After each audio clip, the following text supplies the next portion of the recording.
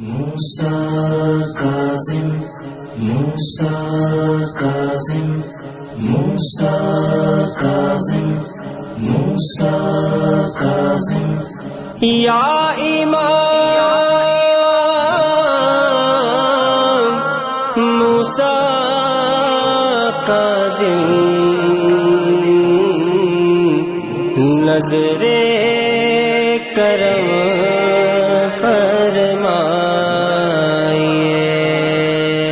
اور باب الحوائج کہا جاتا ہے. اور روایت میں یہ ہے کہ خدا میرے پدر بزرگوار امام موسیٰ کاظم سے بغداد کے لوگوں سے اس طرح سے آفتیں دور کرتا ہے اور امان ہے میرے پدر بزرگوار امام رضا علیہ السلام فرماتے ہیں اس موسیٰ کاظم. اور یہاں پر یاد کی جائے حضرت سید العلماء واقعاً آیت اللہ سید علی نقوی جن کو ہم سب نقن صاحب کے نام سے جانتے ہیں کہ واقعاً ایک عجیب چیز ہے کہ جب گئے 1930 یا 1928 کی بات ہے جہاں تک مجھے یاد آ رہا ہے جو میں نے پڑھا ہے کتاب میں, جب گئے نجف میں پڑھنے کے لیے تو کثیر تعداد میں امام موسیٰ کاظم علیہ السلام کی ذریعہ منور سے معجزات صادر ہوئے. تو قبلہ نجف چھوڑ کر گئے, گھروں میں گئے, ملے, سند کو تمام کیا, فلاں محلے میں فلاں تاریخ کو فلاں شخص کی بیٹی کے ساتھ اس کی بینائی آئی, اس کو ٹی بی تھی. ٹی بی آج کل ہم ہنس کھیل کے بتا دیتے, البتہ اتنا آسان آج بھی نہیں ہے, بیچارے کسی غریب کو ہو جائے تو وہ اس کے لیے بس ختم ہو جاتا ہے مسئلہ. لیکن ٹی بی تھی میں گیا, فلاں چیز تھی میں گیا, یہ مرض تھا میں گیا. تو بیٹھ کر وہاں پر امام موسیٰ کاظم علیہ السلام کے معجزات کو امام کے معجزات کو قبلہ نقل صاحب نے قلم بند فرمایا, کتاب کی صورت میں شائع کیا. یہ امام موسیٰ کاظم علیہ السلام. اور ابھی بھی آپ کو خدا نصیب کرے انشاءاللہ ہم سب کو زیارت. ابھی بھی اگر آپ جائیں گے باب المراد سے نکلے تو وہاں جو گرل لگی ہوئی ہے, یعنی بائیں ہاتھ پہ آپ کے سید رضی اور سید مرتضیٰ کا روضہ قبر ہے, تو وہاں پہ اگر آپ چلتے ہوئے جائیں تو وہاں پہ لوگوں نے کپڑے لگائے ہوئے ہوتے ہیں کہ میری بیٹی کو شفا ملی ہے, میرے بیٹے کو یہ شفا ملی ہو, تو وہ لکھتے ہیں وہاں پر. اچھا, لوگ کہتے ہیں اس کو لکھنے کی کیا ضرورت ہے؟ بھائی شکر گزاری کا طریقہ ہے, لوگوں کو پتہ لگے کہ ہمیں یہاں سے یہ چیز مل رہی ہے.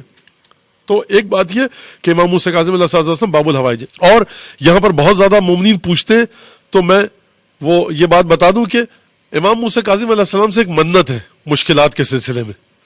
وہ منت یہ ہے کہ اچھا خدا مغفرت فرمائے, اگرچہ یہ آغا بہجت نے کہی تھی جس کو اس شخص نے مجھے بتائی تھی, اور آغا کا یہ کہنا تھا کہ ان کی اجازت سے یہ کام کرو. اب اس میں کیا ہے, بعض دفعہ انسان باتیں بتاتے ہوئے ڈرتا ہے کہ لوگ کہیں گے کیوں آغا بہجت کی اجازت کیوں چاہیے اس میں. تو اب ظاہر سی بات ہے کہ جس کو یقین نہیں ہے وہ یہ کام نہ کرے. تو لیکن بہرحال اب وہ چلے گئے تو یہ ان کے جو شاگرد تھے جو لوگ بتاتے ہیں یہ باتیں, انہوں نے اس طرح سے بات بتائی کہ وہ کہتے ہیں کہ کوئی مشکل ہو تو آپ 7 کاظمی سادات, 7 یعنی 7 یا 77 یا 777 یا 7777, یعنی کاظمی سادات کی تعداد کو اپنی نظر میں رکھیے کہ جس کی تعداد صرف 7 ہو یا 77 ہو, یعنی 7 کا ہنسا ہے. 7ویں امام تھے, صرف 7, یعنی آپ چاہتے ہیں میں کاظمی سادات کو کھانا کھلاؤں. کتنے کاظمی سادات؟ 7 یا 77, 777, 7777. آپ چاہتے ہیں کاظمی سادات کے لیے نظر کر رہا ہوں کہ میں ہر ایک کو پیسے دوں, تو 7 کاظمی سادات, 77, 777 یا 7777 یا 77777, صرف 7 کا, ہر ایک کو میں کچھ پیسے دوں گا. کتنے پیسے؟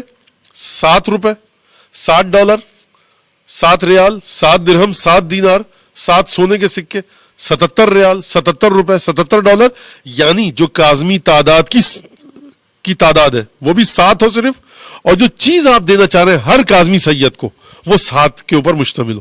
تو یہ کہ جب میرا کام ہو جائے گا تو میں انشاءاللہ تعالی, اور یہ میں بعض لوگوں سے مل چکا ہوں جو ہمارے یہاں پاکستان میں دیہی علاقوں میں ہمارے بعض کراچی کے جاننے والے گئے اور انہوں نے جا کر کاظمی سادات کا پورا گاؤں تھا وہاں پر انہوں نے کافی خدمت انجام دی. تو وہ 4-5 لوگ تھے, وہ کہنے لگے کہ ہماری زندگی میں عجیب طرح کی برکتیں پھر آئی ہیں کاظمی سادات کی خدمت کرنے کی وجہ سے. اور ایک مظلومیت کی داستان ہے امام موسیٰ کاظم علیہ السلام کے فرزندوں کی, واقعاً جس کو دیکھ کر انسان تمام ائمہ کے جو اولادیں ان کی داستان بڑی مظلومیت سے بھری ہوئی ہے. لیکن بہرحال امام موسیٰ کاظم علیہ السلام کے بڑے حالات مختلف ہیں. جو مظلومیت کا عالم امام موسیٰ کاظم علیہ السلام کی صاحبزادیوں کے ساتھ گزرا اور جو سیدانیاں تھیں ہماری, تو یہ اس وجہ سے شاید پروردگار عالم نے, پروردگار جانتا ہے, امام زمانہ جانتے ہیں کیوں یہ امام موسیٰ کاظم علیہ السلام کی نظر میں کیوں اتنا زیادہ ایک اثر اور تاثیر رکھی ہے.